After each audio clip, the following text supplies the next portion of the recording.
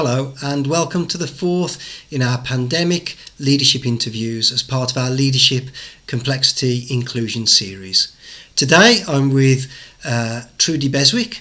Trudi is the Chief Executive of Caudwell Children. Trudi, welcome. Thank you for giving your time up to speak with me today. Hi Will, it's a great pleasure to be speaking to you today.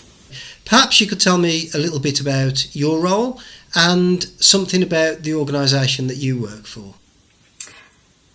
I'm the CEO of Caudwell Children, an organisation that supports families and children with disabilities, both physical and neurological conditions, with practical and emotional support and services for equipment and treatment and therapies.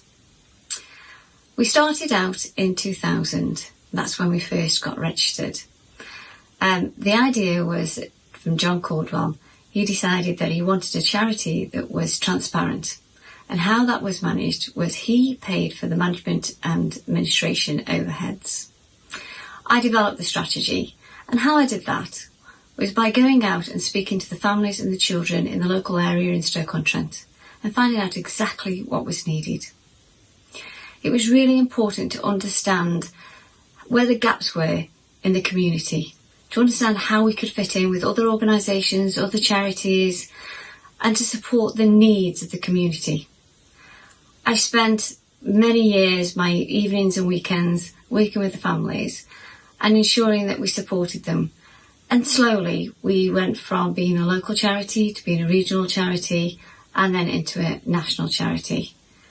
Sort of holistically, really. And developed really from where the families needed us most, and we've stayed that way as well. Really, it's the families and the children that drive where we develop our services. We're at the gap in the industry, really, and we work with lots of other charities as well. So we make sure that the money from the donors is spent efficiently by communicating and collaborating. Something that I always talk about is making sure that we communicate with families, shareholders, stakeholders, and that we make sure that we collaborate with others, whether they're philanthropists, businesses, the NHS, charities, and that we all work together to make sure that we're efficient. So that's part of my role, as well as making sure that the teams are supported as well. Back in 2007, obviously we've continued to do our strategies each year, 5 years and 10-year strategies, but back in 2007, I created a strategy for the charity, or sometimes I call it the business because it is a business, to develop the KIC, Caudwell International Children's Centre. And this centre was created to look at neurodevelopmental conditions, diagnosis, interventions and research, and we created this up on a piece of land on the Keele premises site, and this was a huge project, an £18 million project, and it took years to do this. It started to be built in 2015 and we launched it last year in May. And this was primarily to look into autism firstly, and obviously other conditions will be looked into afterwards. So this design was developed with the families and the children and has won many awards. So this was a very exciting project to be working on, and has won many awards.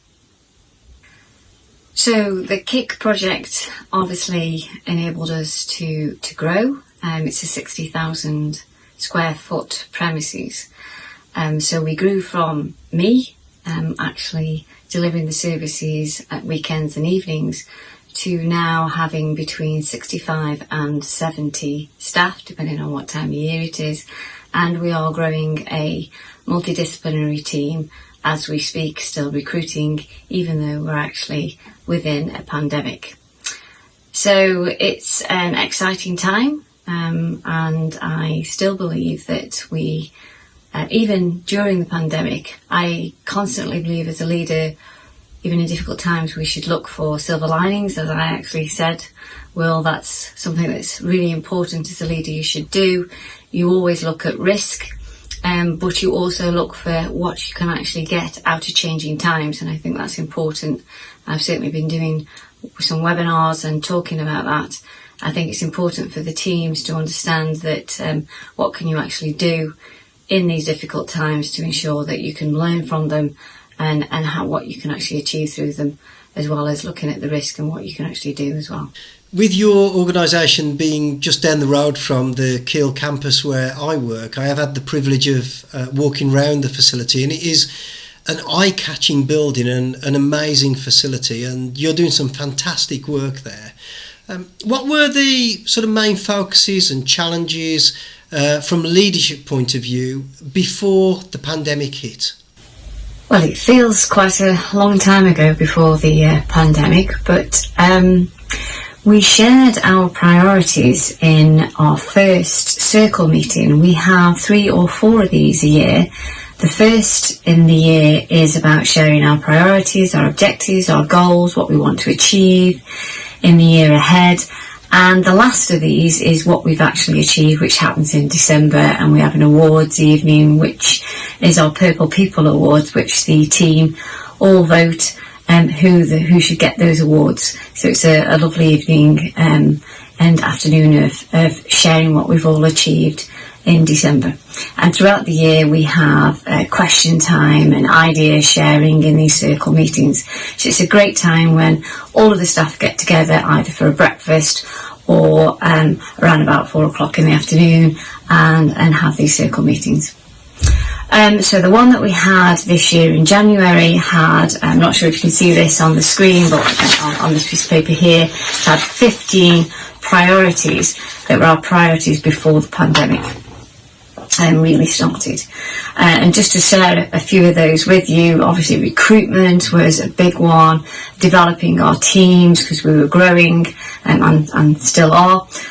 Growing and building our teams that were needed for the future ahead as we've moved into the kick, and developing our services, but also our fundraising team.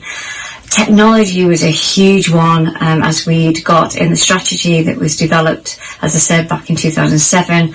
There was a strategy to develop our digital technology and our digital services moving forwards, and getting our MDT team used to using digital services going forwards, and increasing our flexibility with families and increasing the number of families we could reach. And meaningful stakeholder engagement was key, with consistent messages, and this was growing our comms team and getting that message consistent right across the charity, and developing our local and national awareness across the UK. And also I'd been speaking at the UN and growing the awareness and connectivity right across the world. Sustainable income was really key for Caudwell Children.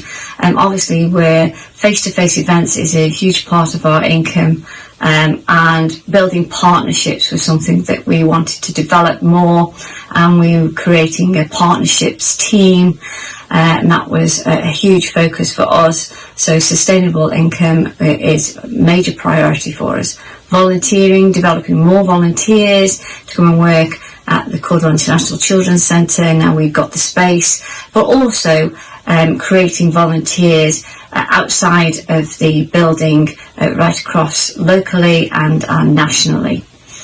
And developing a new website. Our website functions perfectly well for us now, but looking to the future, what did we need? That artificial intelligence and creating that right across, looking at analytics across the social media that we were utilising, and developing more channels of connectivity, looking across the age groups that we were connecting in with, some of the channels that we're not actually using, and developing that understanding right across the charity.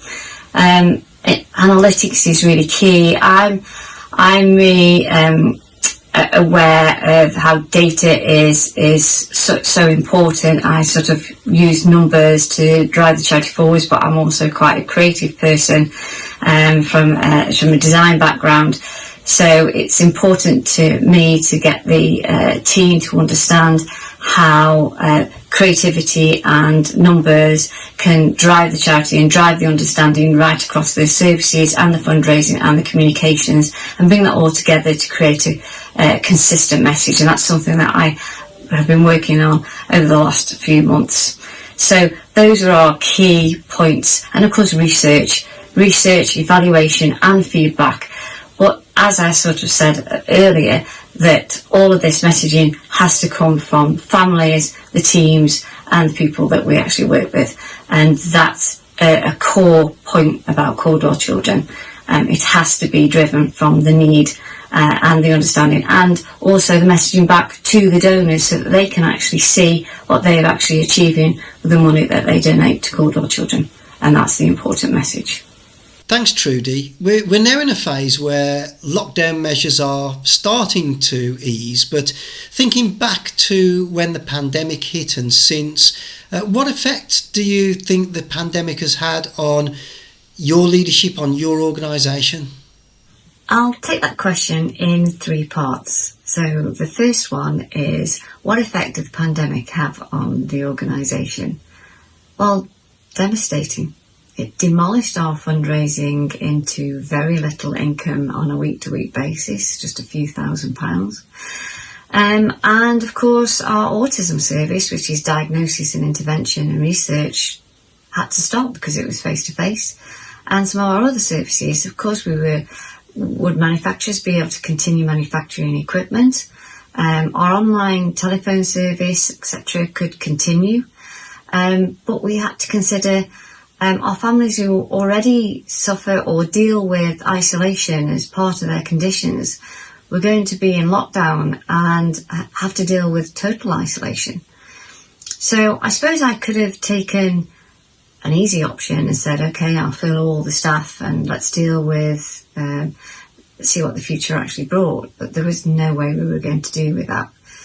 We had to look at contingency plans. The strategy was totally out the window. What could our contingency plans, what could we actually do? How could we actually change our services? How could we change our fundraising? What could we do going forwards? Meanwhile, our staff were obviously concerned about the virus, concerned how it would actually affect them, how could they get off site. I was looking at how our IT systems could actually support them if they were to work at home. So all the directors got together and we looked at those contingency plans. It is difficult because you do see fear in people's eyes, and it is about keeping your nerve. Everyone is looking at me to make those decisions, and the whole country is up in arms. Does anybody know what they are doing in a situation like this? But you have to look at all the analytics and see what everybody is doing and make the best decisions that you actually can in a situation like this. The children and families, of course, needed our support. There was no way that we could actually stop those services. We just had to think very, very differently about our IT systems, etc., and look at what we could actually achieve. As I said, we looked at digital services and bringing them in, but it was about, before our staff could go off site, looking at training them and also talking to our families and children and saying, what were they comfortable with in communicating with us? Was it Zoom? Was it Teams? Was it Skype? Was it by telephone? And working with them to see what we needed to invest in for the forthcoming months, or how many months it might actually be. We still don't know. So the other issues is dealing with manufacturers that we were used to dealing with, but also looking out there to see other manufacturers of the equipment, to see that we might actually have to open up new accounts with those to keep those equipment coming to the families that we were actually working with. But as I said, we always looked for silver linings. We have been able to continue to train our staff digitally once they got used to the digital support that we could put forwards, and we've been able to continue our ASD services only half of the assessment, but at least we've continued to do that. And once we're back in, which we are starting in a week's time, we can do the other half of the service with the families, which is great. And we've continued to train the staff whilst they've been working from home and increase their abilities and skills whilst they've been working from home.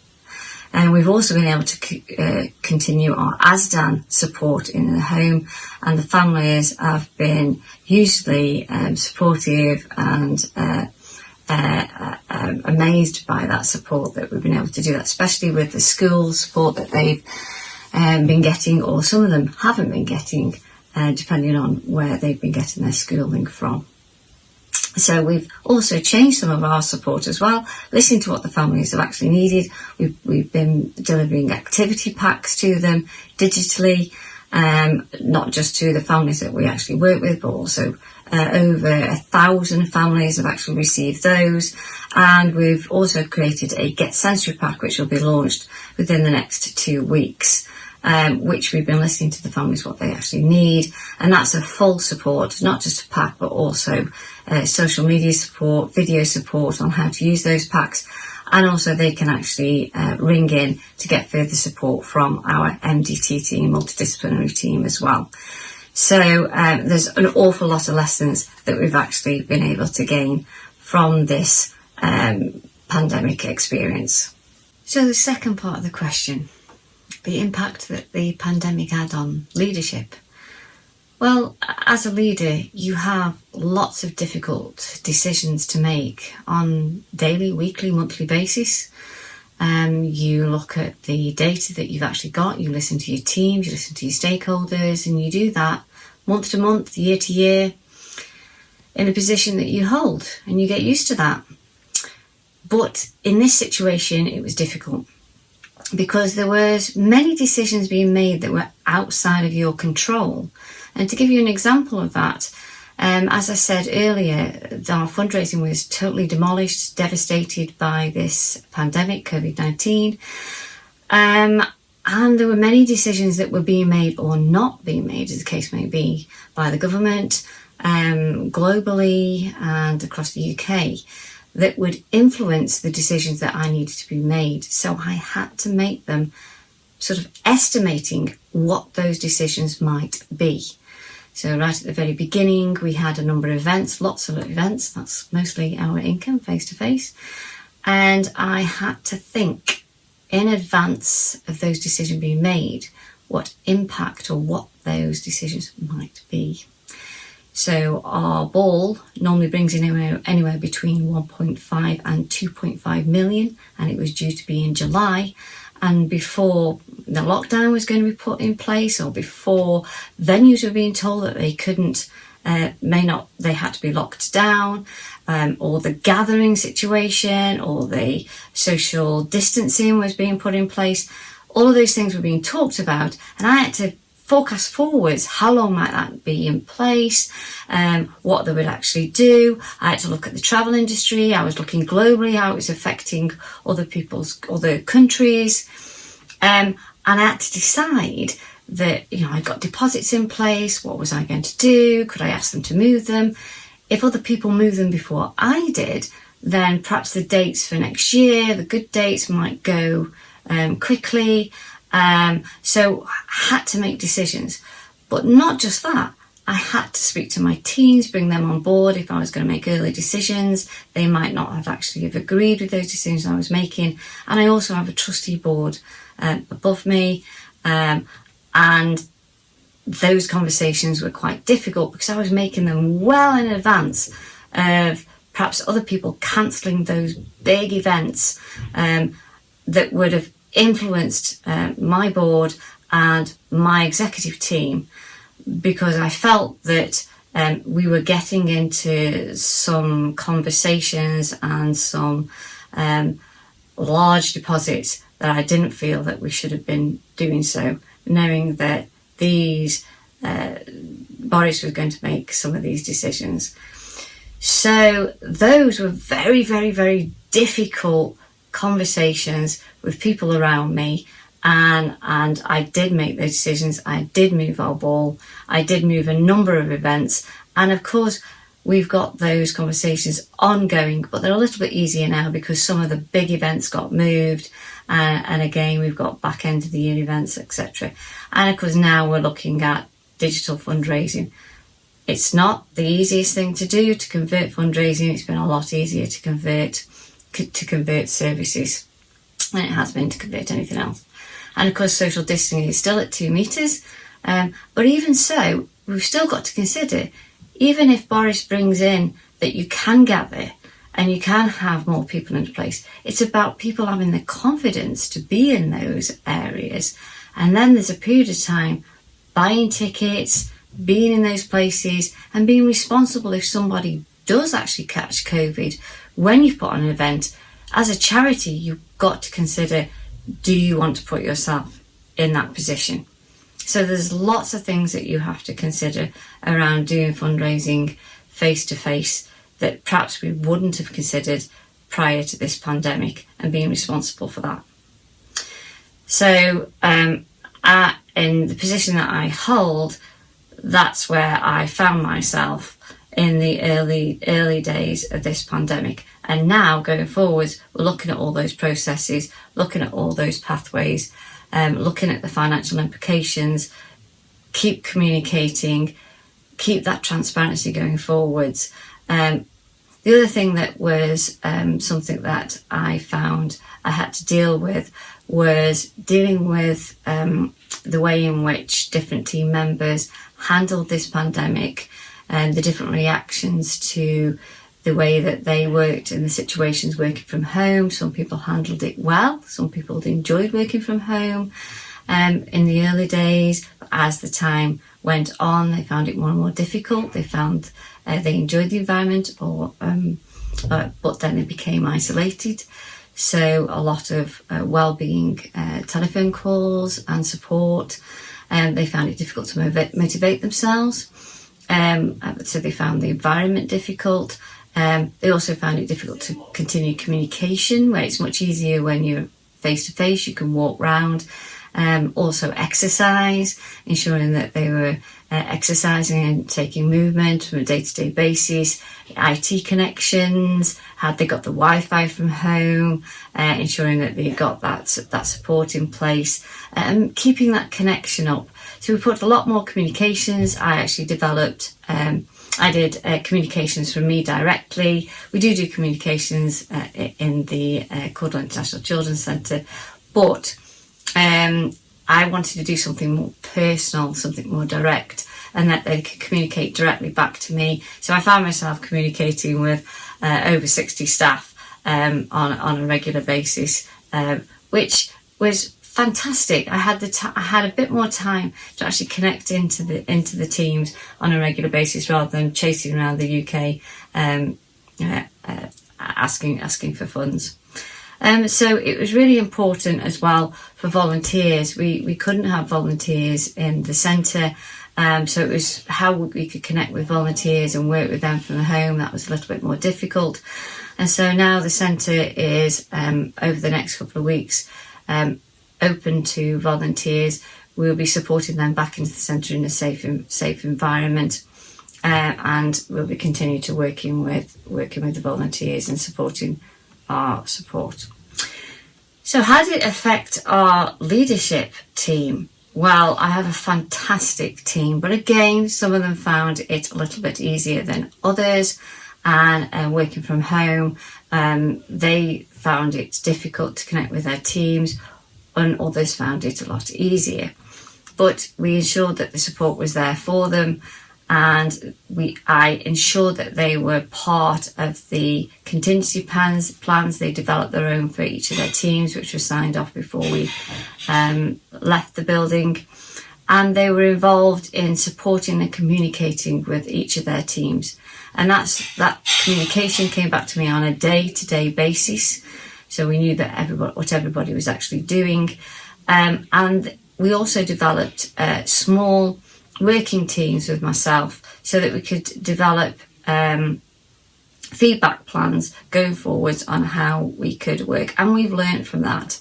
We've learned new guidelines, new controls, new campaign plans, which will bring the charity closer together as we move forwards over the next few weeks.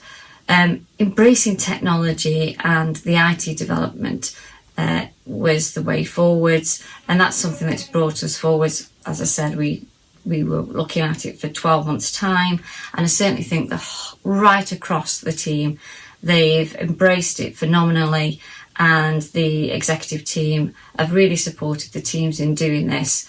It sounds simple, but actually people are quite fearful of technology. It's that ability to see yourself back, I think, is quite a scary thing. Even doing this, for me, it's not that comfortable, videoing yourself and chatting to yourself. I think the first time you go on a Zoom or a team, you think people are going to confront you. Doing a webinar, I put a webinar together, was the first time. And yeah, I can stand up on stage and speak to 1,000 people, but you don't see yourself back. I think it's the fact that you go on Teams and you go on Zoom and there you are in a little square and you can actually see yourself talking. But now, when people ring me, I immediately say, if you've got FaceTime, can I actually go on that so I can actually see you? And I think that will really change the way we communicate with each other. And I think that's really changed the way that us as a team are communicating, and will open up flexibility. And I think that's really exciting, because one of the rooms that I created in the building is an outreach room. And I've noticed that since some of the team are actually back in the building, they've really started to use that room, and they've really started to connect in with the families. And in fact, the other day, Mel in the team said to me that she was talking to one of the families, and they're going on a short break, a holiday soon in the UK. And they've actually said that their child wants to continue the short breaks, the Asdan short breaks, whilst they're on holiday. And that's the sort of connection that we really need. And they do that on Zoom, in the Zoom rooms. So that's really, really nice to hear, and supports their programme that they're developing their family with. So the organisation, the teams, the exec team, and right the way through the organisation, the digital and the technology has really come forwards during this pandemic. And I think that's something that I'm really, really proud of and really happy with, because that means that we can reach more families and listen to their feedback and gain that evaluation of the service that we are doing right across the board. And I think that's where I've spent my time. That's where the team has spent their time during this time, to ensure that we can improve, and we can improve our services. I think where we've got to spend more of our time, that's one thing that I'm doing, is to see how we can increase our fundraising, because without the fundraising, we can't continue to support the families. But what we are creating is a whole holistic service where people can connect in and they can really see where their money's going, which is that transparency. And I think over the forthcoming months, if we can create a new website, people can really start connecting in with our services and really see where their money is going. And that's my hope, that by the time we come through this pandemic, there'll be a true window into Caudwell Children's work. Well, thanks for sharing that. The COVID crisis has impacted so many people in devastating ways, and it's really sobering to hear the effect that the crisis and the pandemic has had on Caudwell's. And I do hope that there are many more of those silver linings that you talk up on the horizon for you. I just wondered how the pandemic has affected you personally as a leader, and which areas maybe you've struggled with. What do I struggle with personally? Well, I've always been a workaholic, so working from home is probably not the best thing for me to do, because my drive from work to home is probably my respite, probably my time to breathe, probably my time to think. So I probably had this vision that by working from home, I'd be able to clear my desk. I brought everything home with me, my files, everything. And I had this vision that I'd be able to clear everything down, get everything done, and it would all be honky-dory. Of course, that didn't happen, because I went through everything with a fine tooth comb, and I've had to restructure, review, innovate, and change, because to move forwards, that's exactly what we've had to do. And I'm sure there's many businesses, many charities out there, because to survive, that's exactly what we've got to do. It's that word, it's unprecedented times. So that's what we've got to do. And to do that, you've got to work the hours, and you've got to make sure that you're there. And with my work being around me all the time, that's exactly what I do. I do that anyway. I go to work, and I come home, I have a bit of time, and then I start again. That's the way I am. That's the way I've always been. But I'm not getting that respite in between. I'm not getting that hour and nearly 2 hours to work and 2 hours back. So I tend to work all the time. So yeah, I'm struggling a little bit with that. And I'm sure there's many other people who are doing the same. Whereas other people are really good at putting time in, shutting that door and switching off. But because it's there, it just niggles at me. And then I go, well, I'll do that, and I'll do a bit more, and I'll do a bit more, and I'll do a bit more. And then before I know it, it's 2 a.m, and then I wake up, and then I get up at like 4, and then I start again, or 5, and I start again. And it's because I absolutely enjoy what I do. I'm basically addicted to it. And then the other issue is have a very poorly daughter, and accessing the healthcare, as I'm sure everybody else has had those issues with. It's been an absolute battle since COVID-19, the shutdown of the healthcare system, trying to get that support in place. There's been an awful lot we've had to do at home ourselves, and so that's been tremendously difficult, devastating, and as things have lifted, it's got an awful lot easier. My husband has been spending an awful lot of time in work, so there's been an awful lot of pressures there. So that's been really tough. So I suppose that because of my 20 years experience of working with disability and working with families, that's been a really tough time. To deal with at home. So yeah, work-life balance and dealing with healthcare issues within the family, and many people who know me, I've also got my own little health issues too. So yeah, but however, I love a challenge. I'm up for a challenge, and as I say, there's a silver lining in everything. So we learn from what we do. So I adore innovation. I adore change for the right reasons, and I love dealing with I love meaningful engagement. I have spent an awful lot of time talking to families, which was where I started right at the very beginning, and I've used direct messaging to the families that I know. So that's where I have really enjoyed this time, talking to them and finding out what they needed, and that is a really great space to be in, and I've enjoyed using that knowledge. And because I do talk to them on a regular basis, but not had as much time to be able to interact as I have done during this period.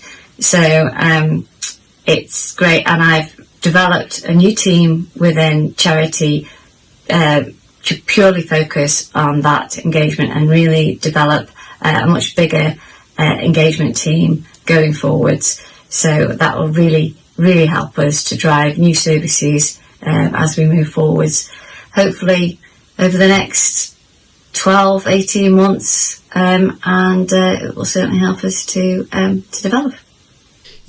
Innovation and change are probably two of the hallmarks that we've seen in leadership and organisations through this pandemic crisis. But just one last question from me to round things up. How has this whole pandemic situation affected your belief about leadership, your understanding of leadership, or your practice of leadership, you as a leader? Has my style of leadership changed because of the pandemic? Well, I think most leaderships probably have changed because of the pandemic, particularly those whose income has diminished. I do have a high level of detail in my boardroom and on a day-to-day basis anyway, but because of the change in our income, then I am looking very, very closely at the income levels on a day-to-day basis, where it probably would have been on a week-to-week basis really, where I was at, and drilling down into those costs and income and services, and as I said, innovation and change. So yeah, I'm clearly looking at those details, as I'm assuming that any leadership role would be doing at this time. But like I said, my priorities haven't changed, as I said about in the circle meeting. Those priorities haven't changed. You know, the website, the technology, and all those silver linings are actually there. I've got a phenomenal team, and they're also looking at the detail. They're doing the jobs that they should actually be doing, and they're doing it really, really, really, really well. And they're getting some great feedback from families and the services. So it is continuing to develop and doing what we should be doing. And there'll be some fantastic things that come out of this. I'm a true believer in that.